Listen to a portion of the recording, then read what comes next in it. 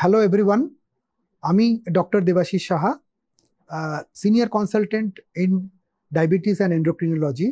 আমি কলকাতা সুরক্ষার সাথে যুক্ত আছি, ওদের বিভিন্ন পলিক্লিনিক্সে। আজকে আমি আপনাদের সামনে যে টপিকটা নিয়ে আলোচনা করতে চাইছি, যে যখন আমাদের ডায়াবেটিস টাইপ 2 নতুনভাবে ডায়াগনোসিস হচ্ছে, প্রথম ডায়াগনোসিস হচ্ছে, যখন আমাদের কোনো সিমটমস নেই, আমাদের কোনো কমপ্লিকেশন নেই, আমরা বুঝতেও পারিনি, কোনো একটা কারণে হয়তো আমরা সুগার টেস্ট করেছিলাম এবং তাতে ধরা পড়লো যে আমাদের ডায়াবেটিস আছে, তাহলে আমরা কি ট্রিটমেন্ট করাবো? না, ট্রিটমেন্টের কোনো দরকার নেই। আমরা শুধু লাইফস্টাইল মডিফিকেশন, ডায়েট কন্ট্রোল এবং এক্সারসাইজ করে, এবং তার সাথে ধরুন উচ্ছে বা কোনো তিতো টাইপের জিনিস খেয়ে বা মেথির জল খেয়ে আমরা সুগারটাকে কন্ট্রোলে রেখে দিতে পারি। এবং সেই জিনিসটা নিয়ে আমরা আজকে আলোচনা করতে চাইছি। টাইপ 2 ডায়াবেটিস কেন হচ্ছে? আমাদের 40% পেশেন্টদের ক্ষেত্রে দেখা গেছে যে family history of type 2 diabetes আছে, তাদের বাবা মা এবং আগের জেনারেশনের টাইপ 2 ডায়াবেটিস আছে এবং তাদের টাইপ 2 ডায়াবেটিস হচ্ছে। এবং আরেকটা ইম্পর্টেন্ট কারণ হচ্ছে আমাদের লাইফস্টাইল, মানে আমাদের খাওয়া দাওয়া, আমাদের এক্সারসাইজ, আমাদের সিডেন্টারি লাইফস্টাইল। যত আরবানাইজেশন অফ দ্য সোসাইটি হচ্ছে, আমাদের স্ক্রিন টাইমটা বেড়ে যাচ্ছে। আমরা অনেক টাইম আমাদের কাজের জন্য এবং অন্যান্য কারণে আমরা প্রচুর স্ক্রিন ইউজ করছি। এবার যদি আমরা তাকাই যে কত বছর বয়সে ইন্ডিয়াতে আমাদের ব্লাড সুগার টাইপ 2 জন্য টেস্ট করা উচিত বা স্ক্রিনিং করা উচিত, সেটা হচ্ছে 20 ইয়ার্স, বা যদি ফ্যামিলি হিস্ট্রি অফ ডায়াবেটিস থাকে বা পেশেন্টের যদি অন্যান্য রিস্ক ফ্যাক্টর থাকে, যেমন ধরুন ওবেসিটি, হাইপার টেনশন, ডিসলিপিডিমিয়া, তো এগুলো যদি থাকে তাহলে আরো আগে টেস্ট করে দেখা উচিত যে পেশেন্টের সুগার আছে কি নেই। যেমন ধরুন ফাস্টিং, পিপি এবং HbA1c, এই তিনটো জিনিস টেস্ট করে দেখলে বুঝতে পারবো যে পেশেন্টের ডায়াবেটিস টাইপ 2 আছে কি নেই। আর যদি দেখেন টোটাল ডায়াবেটিস পেশেন্ট, তার অলমোস্ট মোর দ্যান 90% পেশেন্ট হচ্ছে টাইপ 2 ডায়াবেটিস। বাকি আপনারা সবাই জানেন টাইপ 1 ডায়াবেটিস হয় একটা, এবং আরো বিভিন্ন রকমের ডায়াবেটিস, যেমন ধরুন মডি বলা হয়, আরেকটা বলা হয় লাডা, আরো অন্যান্য রকমের বিভিন্ন রকমের ডায়াবেটিস আছে। কিন্তু মেইনলি আমরা যে আলোচনা করছি এটা টাইপ 2 ডায়াবেটিস নিয়ে। সুতরাং আমরা টাইপ 2 ডায়াবেটিস ডায়াগনোসিস আমাদের হয়ে গেছে, কিন্তু আমরা আর্লি স্ক্রিনিং করেছিলাম বলে আমরা প্রথমেই টাইপ 2 ডায়াবেটিস ডায়াগনোসিস করতে পেরেছি। আমাদের কোনো সিমটম নেই, আমাদের কোনো বারবার ইউরিন হওয়া নেই, আমাদের বারবার জল পিপাসা পাওয়া নেই, আমাদের বিভিন্ন টেস্ট করে দেখা গেছে যে আমাদের হার্ট, কিডনি, লিভার, আই, কোনো নার্ভের প্রবলেম নেই। সো আবার প্রশ্ন আসে যে আমরা তাহলে ট্রিটমেন্ট করবো কেন? আমাদের তো কোনো প্রবলেম নেই। So that is the catch in diabetes type 2 management. প্রথম 5 to 10 ইয়ার্স সময়, যখন টাইপ 2 ডায়াগনোসিস হয়ে গেল, তখন যদি আমরা চিকিৎসা ঠিক করে না করি, চিকিৎসা মানে শুধু ওষুধ নয়, starts from lifestyle, diet and medication if required, যদি আমরা করি তাহলে কিন্তু আমরা আমাদের শরীরের মধ্যে যে ছোট ছোট ম্যাক্রো অ্যান্ড মাইক্রোভাস্কুলেচার, ছোট ছোট যে আর্টারিগুলো আছে, যেটা চোখের মধ্যে রয়েছে, হার্টের মধ্যে রয়েছে, ব্রেনের মধ্যে রয়েছে, নার্ভের মধ্যে রয়েছে, কিডনির মধ্যে রয়েছে, ছোট এবং বড় ব্লাড ভেসেলগুলোকে আমরা প্রোটেক্ট করতে পারবো। এই স্টেজে যদি আমরা প্রপার মেডিকেশন শুরু করি, তাহলে আমরা ব্লাড সুগারটা কন্ট্রোলের সাথে সাথে আমরা আমাদের এই ছোট ছোট ম্যাক্রো অ্যান্ড মাইক্রো ভাস্কুলেচারটাকে প্রোটেকশন করতে পারবো। কারণ ডায়াবেটিস টাইপ 2 হচ্ছে একটা লো গ্রেড ইনফ্লামেশন, শরীরের মধ্যে একটা প্রদাহ চলতে থাকে, যে প্রদাহের জন্য আমাদের ছোট ছোট আর্টারি ভেতরের লাইন, যেটাকে আমরা ডাক্তারি ভাষায় এন্ডোথেলিয়াম বলি, সেই এন্ডোথেলিয়ামটা ড্যামেজ হতে থাকে। সেই এন্ডোথেলিয়াম সমস্ত জায়গায় আমাদের শরীরের মধ্যে আছে, মাথা থেকে পা পর্যন্ত সব জায়গায়। তো সেই এন্ডোথেলিয়াম যদি প্রোটেক্টেড না থাকে initial 5 to 10 years of diabetes diagnosis, তাহলে কিন্তু একবার যদি সেই ছোট ছোট আর্টারিগুলো ড্যামেজ হয়ে যায়, সেটাকে আমরা বলি পেরিভাস্কুলার ফাইব্রোসিস, যদি একবার হতে শুরু করে, তারপরে কিন্তু আপনি কন্টিনিউয়াস ট্রিটমেন্ট সত্ত্বেও পুরোপুরি নর্মাল রিপোর্ট বা normal heart, kidney, liver, brain, চোখ, নার্ভকে আনতে পারবেন না। Then type 2 diabetes goes in a disease, progressive disease. তখন কিন্তু ডিজিজটা ক্রমশই বাড়তে থাকে এবং সুগার কন্ট্রোল তখন ভালো হতে চায় না। তখন কিন্তু ইউরিনের মধ্যে প্রোটিন বেরোতে শুরু করে, আপনার চোখের সমস্যা, রেটিনোপ্যাথি ডেভেলপ করতে শুরু করে, কিডনির সমস্যা আসতে শুরু করে, নার্ভগুলো ড্যামেজ হতে থাকে, ছোট ছোট নার্ভগুলো মেনলি শুরু হয় পায়ের থেকে, তখন হাত পায়ে ঝিনঝিন করা বা জ্বালা হওয়া, এসব সিমটম শুরু হয়।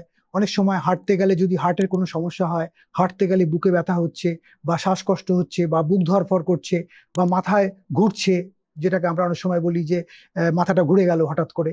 তো এই ধরনের সিমটমস তখন আসতে শুরু করে।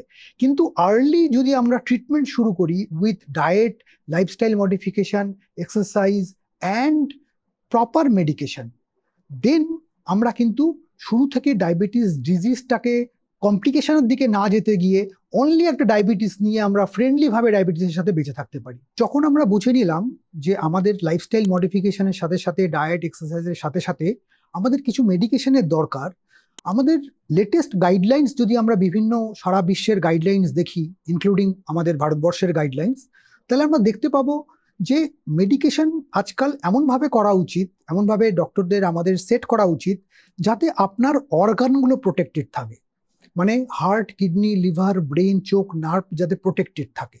ইট ইজ নট অনলি যে আমরা জাস্ট সুগারের ফাস্টিং পিপি HbA1c কমাচ্ছি কিন্তু আমাদের অর্গানগুলো প্রোটেক্টেড নেই।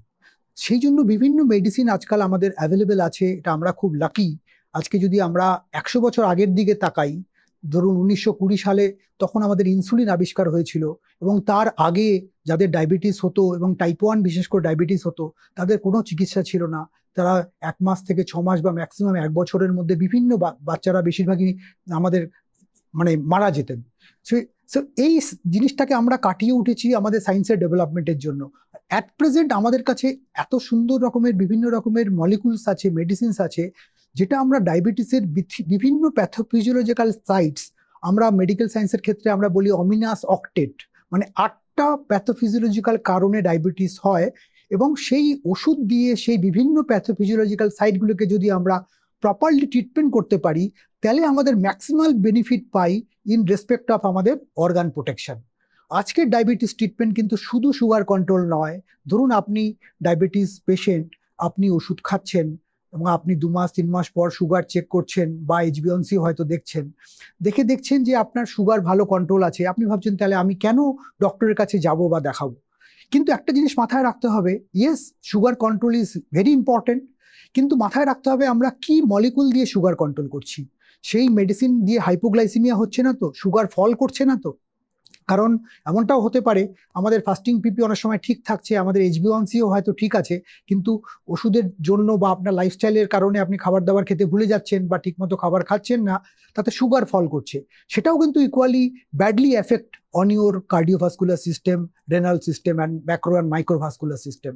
সো সেটা খুব খুব ইম্পর্টেন্ট জিনিস আমাদের বুঝতে হবে। যখন আমরা টাইপ 2 ডায়াবেটিস পেশেন্ট দেখি, একটা জিনিস আমাদের মনে রাখতে হবে যে শুধু ডায়াবেটিস টাইপ 2 একলা থাকে না, অনেক ক্ষেত্রেই এটা থাকে হচ্ছে with hyper tension, with cholesterol disorder, with obesity, with some other complication, হয়তো কারোর সাথে অ্যাসমা আছে বা COPD আছে বা অন্যান্য সমস্যা আছে। তো ওভারঅল দেখা গেছে there is a interplay between obesity, hypertension, dyslipidemia and diabetes. So আমরা যখন ট্রিটমেন্ট করব আমাদের properly hypertension and cholesterol মানে ডিসলিপিডিমিয়াটাকেও কন্ট্রোল করতে হবে। মন্ত্রটা হচ্ছে A ফর HbA1c, মানে আমাদের HbA1c শুড বি বিলো 7। যদি নতুন ডায়াগনোসিস টাইপ 2 হয়, যদি পেশেন্টের এমন ওষুধ চলে যে ওষুধ দিয়ে সুগার ফল করে না, তাহলে HbA1cটাকে 6.5 বা ইভেন 6-এর কাছেও আনা যায়, তাতে কোনো অসুবিধা হবে না, কারণ আমরা এমন কোনো মেডিসিন খাচ্ছি না যেখানে সুগার ফল করতে পারে। যদি এমন মেডিসিন চলে আপনার ক্ষেত্রে, ধরুন কারোর ক্ষেত্রে ইনসুলিন চলছে বা সালফোনিল ইউরিয়া গ্রুপের ওষুধ চলছে বা গ্লিনাইডস গ্রুপের ওষুধ চলছে, যে ওষুধের সুগার ফল করতে পারে, সেক্ষেত্রে হয়তো আমরা HbA1c কন্ট্রোল অ্যারাউন্ড 7% করলেই যথেষ্ট। এটা হচ্ছে 1 নম্বর। 2 নম্বর হচ্ছে আমাদের ব্লাড প্রেশার কন্ট্রোল রাখতে হবে। Blood pressure control should be below 140/90। যদি ক্রনিক কিডনি ডিজিজ বা ইউরিন ম্যাক্রোঅ্যালবুমিনুরিয়া বা ম্যাক্রোঅ্যালবুমিনুরিয়া থাকে তাহলে it should be below 130।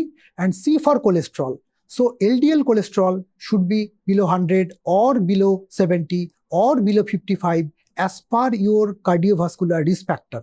So ABC হলো HbA1c for A, B for blood pressure, C for cholesterol, and D for discipline and diet.